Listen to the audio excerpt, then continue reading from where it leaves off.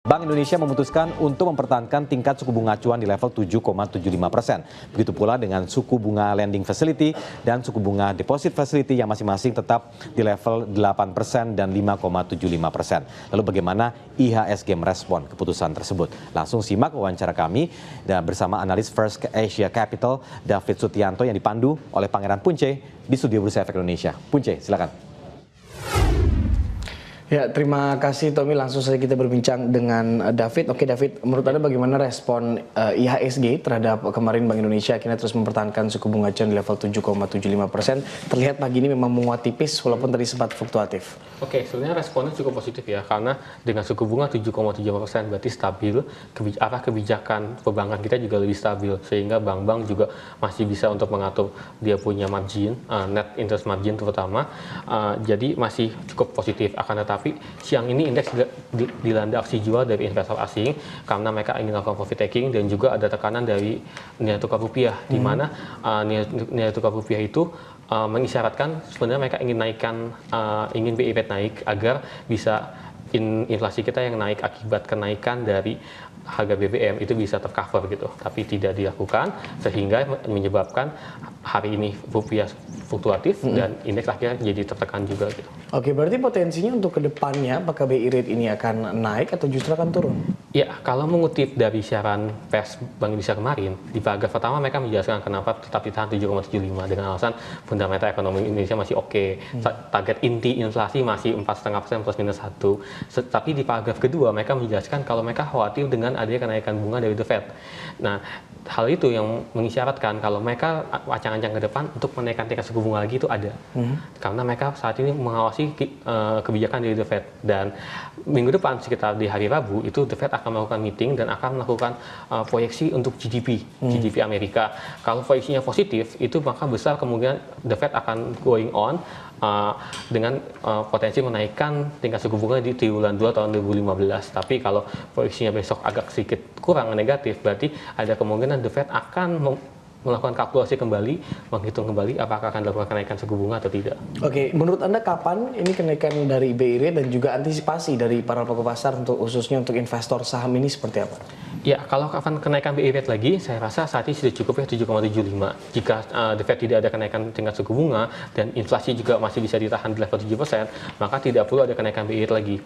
Akan tetapi kemudian untuk pelaku pasar bagaimana? Untuk pelaku pasar saat ini tuh BI Rate itu memang akan ditahan tetap sehingga pertumbuhan ekonomi juga tidak akan terlalu besar, dan saat ini untuk di akhir tahun itu lebih mengarah ke rebalancing portfolio. Para fund-fund itu melakukan profit taking di pasar saham mereka keluar, di pasar modal juga dalam seminggu terakhir mungkin mereka sudah keluar.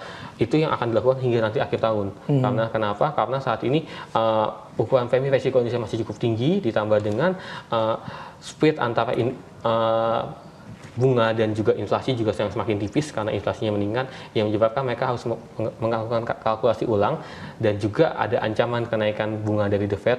Itu juga menyebabkan dana-dana itu akan keluar dari Indonesia. Oke, kecenderungan IHSG nanti bergeraknya ke arah naik atau turun dengan naiknya BI Rate ini? Oke, dengan naiknya BI Rate harusnya positif, akan tetapi dengan berbagai situasi eksternal seperti penurunan harga komoditas, juga adanya capital outflow keluar dalam beberapa hari terakhir, itu akan menyebabkan indeks di nanti sesi kedua akan memiliki tekanan, dan tekanan tersebut akan menyebabkan indeks kemungkinan besar bisa ditutup di zona merah. Oke, sektor apa yang paling terkena dampak dari kenaikan nanti BI Rate misalnya di tahun depan hingga 8%? Oke, sektor yang akan terkena mungkin paling besar tentu di finance ya dampaknya ya. Akan tapi sektor finance kita itu saat ini lebih banyak ke arah ke microfinance, di mana mereka tidak terlalu sensitif dengan interest rate, tapi nanti akan bermasalah di net interest margin mereka dan juga di non performance loan mereka. Kemudian sektor yang kedua itu adalah sektor-sektor yang membutuhkan pendanaan besar, seperti sektor dengan kapital besar seperti industri penerbangan, terus kemudian juga sektor konstruksi, dan juga sektor manufaktur yang masih saat ini masih building bangun pabrik, itu akan mengalami tekanan juga di sana. Oke, bagaimana dengan pergerakan untuk proyeksi dari IHSG tahun depan? Banyak yang menyatakan perkirakan bahkan bisa mencapai level 6 ribuan. Oke, kemarin kami sudah menghitung untuk level proyeksi IHSG ke depan. Untuk harga wajib sendiri hanya berkisar di 5.480, sedangkan untuk target IHSG tahun depan dari First Asia sendiri itu ada di kisaran 5.850. Oke, saham-saham apa saja dari secara sektoral misalnya untuk yang bisa membuat IHSG akhirnya bisa menembus sektor baru mungkin ya? Oke, yang pertama itu mungkin masih dari infrastruktur ya, karena saat ini isunya dan juga dananya masih banyak masuk ke infrastruktur dan prospeknya juga banyak di infrastruktur, itu nomor satu. Kemudian kedua sektor konstruksi, kemudian ketiga masih sektor semen, keempat masih sektor perbankan. Perbankan khususnya di 4 bank besar kita itu masih memiliki potensi laba tahun depan juga masih baik. Itu menjadi fokus kita.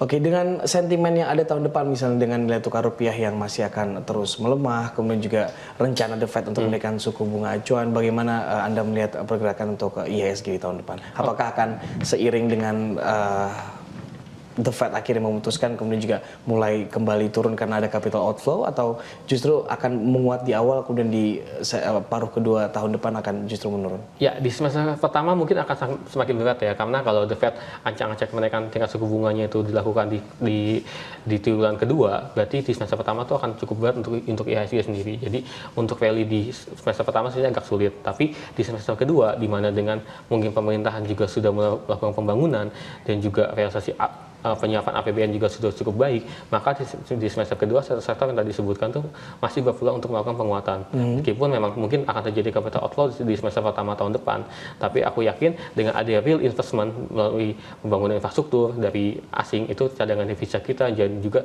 nilai tukar kita nanti akan menguat kembali di semester kedua. Oke, mungkin ada saham-saham yang bisa direkomendasikan untuk tahun depan yang masih bisa dibeli sekarang kemudian dipegang sampai tahun depan? Oke, beberapa saham mungkin dari sektor seperti perusahaan gas negara, karena kita akan banyak konversi dari minyak ke gas. Terus kemudian juga dari sektor konstruksi masih ada Wijaya Karya, PT PP dan ADI. Kemudian juga untuk dari sektor semen masih ada Semen Gresik, INTP. Dan juga untuk sektor perbankan masih ada 4 bank besar kita, yaitu BRI, BCA, Bank Mandiri, dan BNI. Oke, jadi blue chip semua nih yang pegang ya? Iya. Oke, baik. Terima kasih David sudah bergabung di Lantai Bursa Siang.